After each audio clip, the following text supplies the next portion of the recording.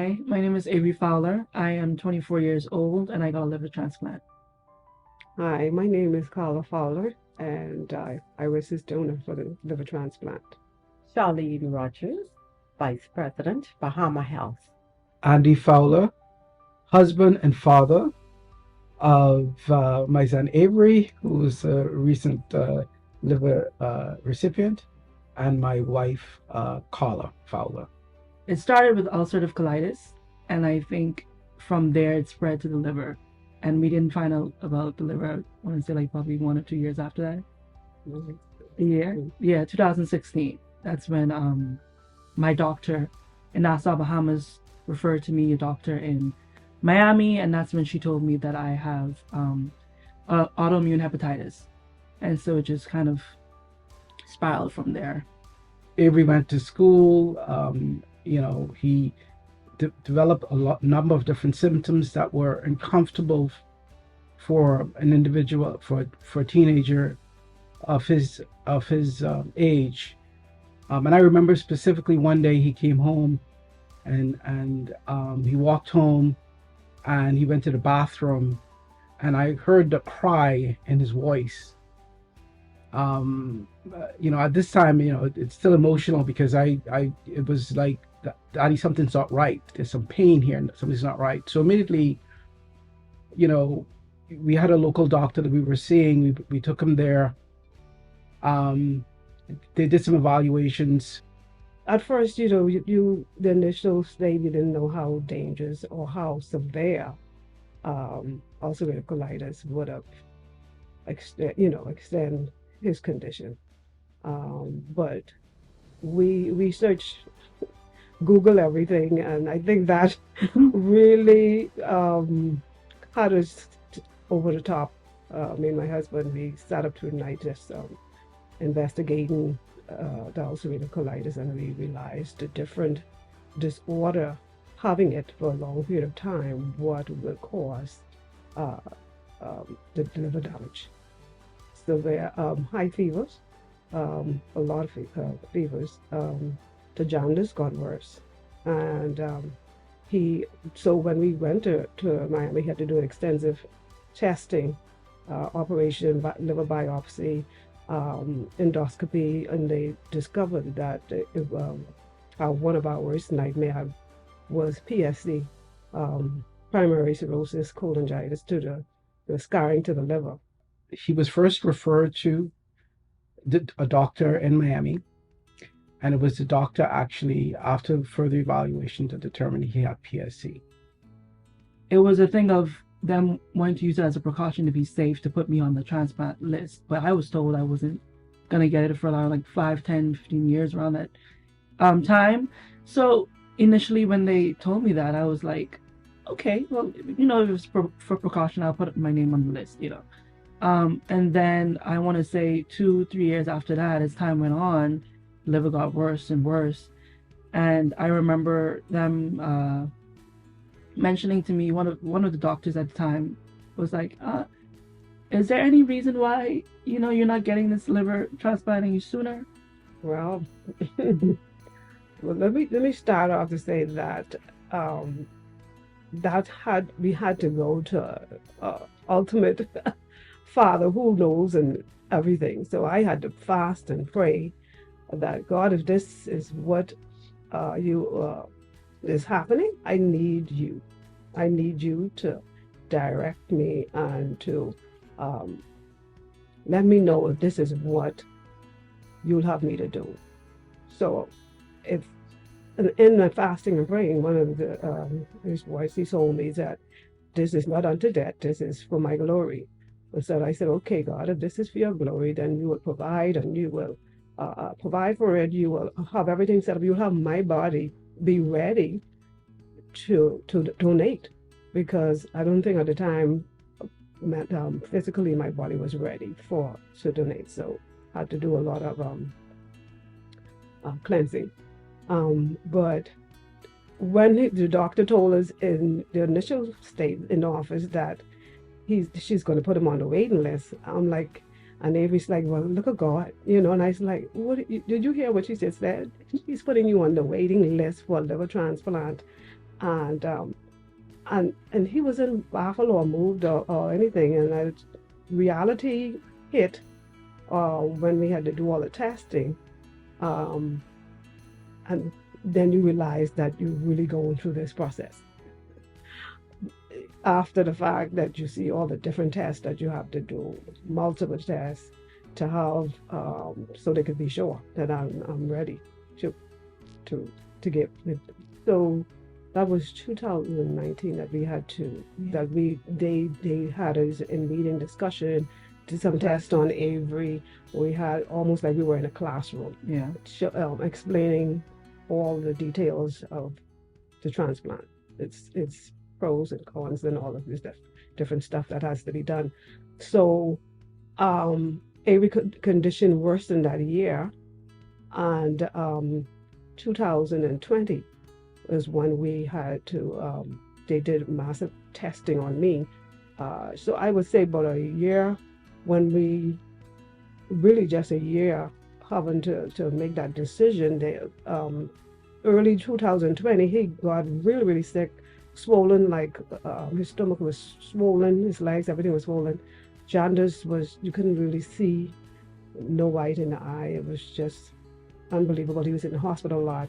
And so I would say over a year, but just a year, a matter of a year for our testing, that we had to make that decision. And in fact, they called us and asked him, he had to do this now. We have someone waiting to do this now. And he said, no, my mom's going to do this for me. I'm going to wait on my mom. Of having the diagnosis and having the determination that he will have this liver transplant, and he needed the liver transplant within a shorter period of time than we had expected. We then had to just make some shifts real quickly, and those shifts included us having to come over to LA and spend a serious amount of time away from our jobs to have this procedure done. We didn't know where the finances was going to come from. And I had worked at a company that had offered a comprehensive, medical for employees. In hindsight, the recommendation was made to put Avery on the individual medical. I had no idea why, but we did that. And it was doing that, I believe, that made it so much easier for him. At the nth hour, the entity, and maybe Charlie would talk a bit more about this, that the insurance company in Los Angeles that the hospital was liaising with had said, no, this surgery cannot happen anymore. I'm sorry. He's near the maximum of his coverage. And I said, what are you talking about? We've gone through this process. We've provided all the information. We were told this was approved. That's why we're here. And so I called Charlene, because they were talking about something but the maximum and this, and I couldn't figure that out. And she said, Andy, what are they saying? Let me deal with it. Nice thing I knew, I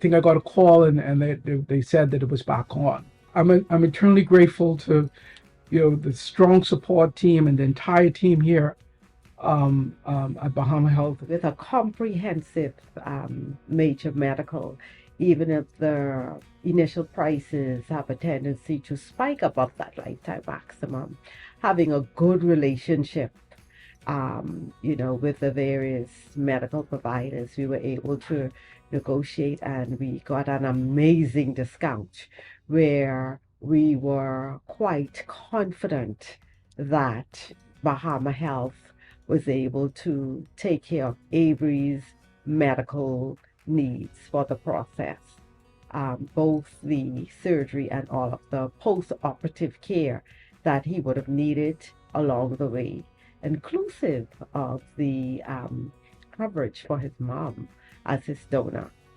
So there again, I would say to clients, be in touch with your insurance company. You can start the process, and sometimes things may have a tendency to go awry. we at BahamaHealth, we have a clinical care unit, and that clinical care unit includes registered nurses. We have our medical director on hand. The same with our overseas TPA. The medical directors, they got together, they spoke our insurance. So that collaboration definitely made a world difference as to the service and care we were able to provide, global discount. We knew what that package was. We knew what it is we were working with. In addition, we continue to speak with Mr. Fowler. We realized not just from an insurance perspective, but just a humanitarian aspect. Going through such an ordeal with both your wife and your son, we can only imagine the many concerns he would have faced, but we assured him as a company, we were there to support him, not only from the financial aspect, but just the human side of it, to bring that comfort, that joy, to encourage somebody during that difficult walk. I think the biggest fear for me that if something had happened to me during the surgery, and that I didn't make it through the surgery, fear that he would have been feeling guilty that I sacrificed to give him to donate the liver and not being able for me to live to see that. Yes, it's normal to have fear, and I just, for some reason, I felt so like at ease. Like it was just, my mom was donating. I felt very comfortable with the entire medical team and everything like that. So it just, it felt like this was really supposed to happen, and it felt like this was in the timing that happened. God got us. I wasn't really as nervous as I feel like I probably should be. Yeah, I was really, really strong in faith, and I just, I knew that, this was just supposed to happen for me. It just was like it clicked. I dropped her off at 5:30 a.m. in the morning. They'd given me some swabs to sterilize or just to wipe her down at 5:30 a.m. in the morning. I'm like, or 4 o'clock. We had to be to the hospital at 5:30. So I'm here, there with her and Avery. My son is swollen.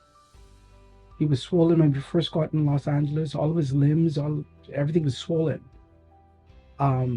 So he was at the final stages of this thing.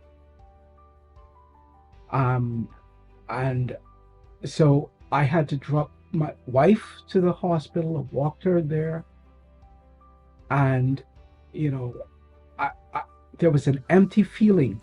Her surgery lasted 7 hours. Obviously, as Sedona, they took 70% of her liver, including her gallbladder.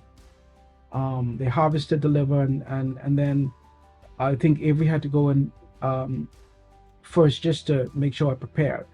His surgery lasted 12 hours. I felt that, we had a great team supporting us and secure and everything like that. And, with me taking a lot of medications and doing a lot of different tests and procedures, I understand how that can be so like, that can be a lot, and I think the insurance company did an excellent job with maintaining all of that and trying to, be on top of that. From when I needed to do a procedure, had to call them to make sure everything got cleared. They were very,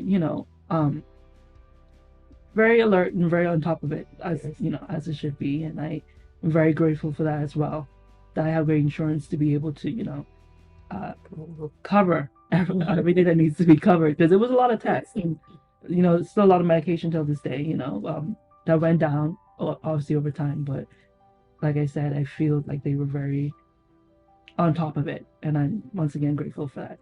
My favorite part was just being able to donate, having my body ready and being in position to give to him. There's no price to that.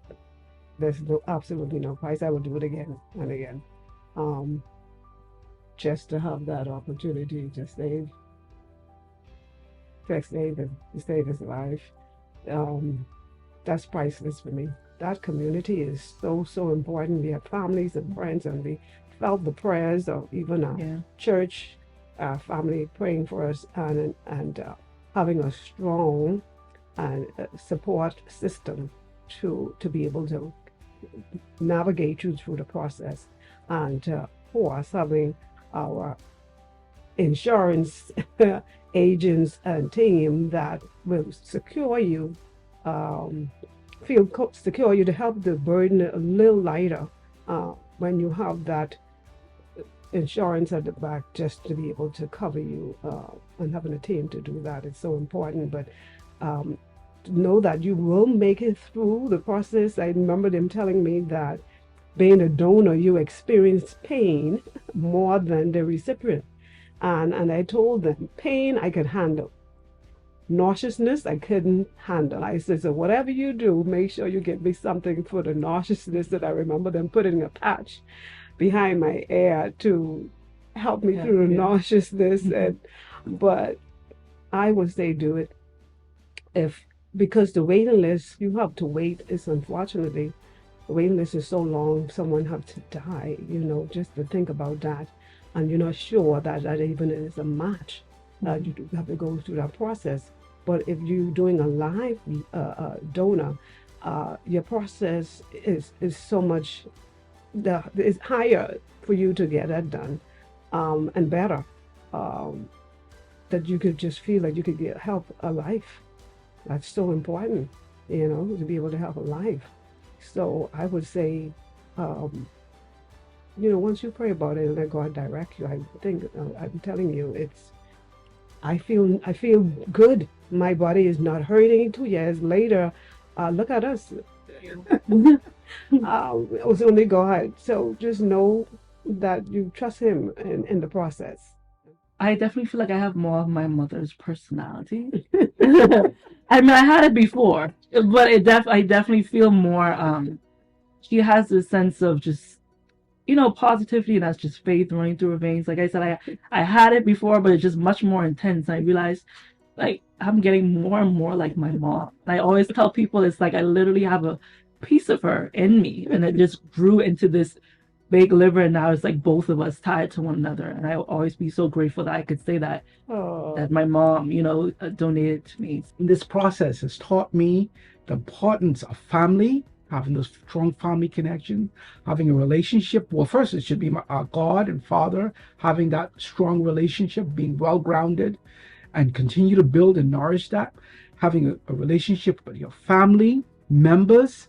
They're gonna piss you off, they're gonna get you angry, but at the end of the day, they're your family. They're gonna be there to support you when the going gets tough, and when the grind gets tough, they will be there for you.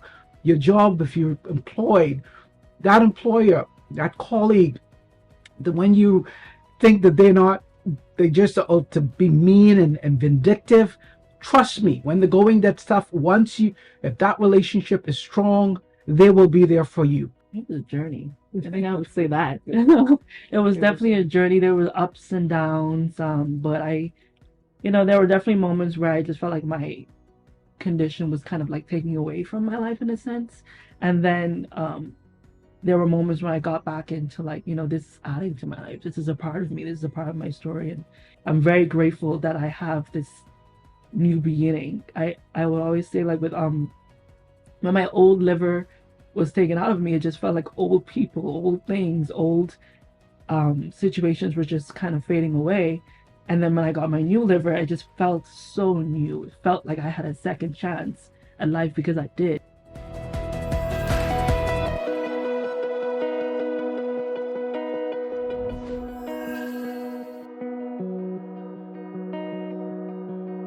Visit our website at www.bahamahealth.com to join the family.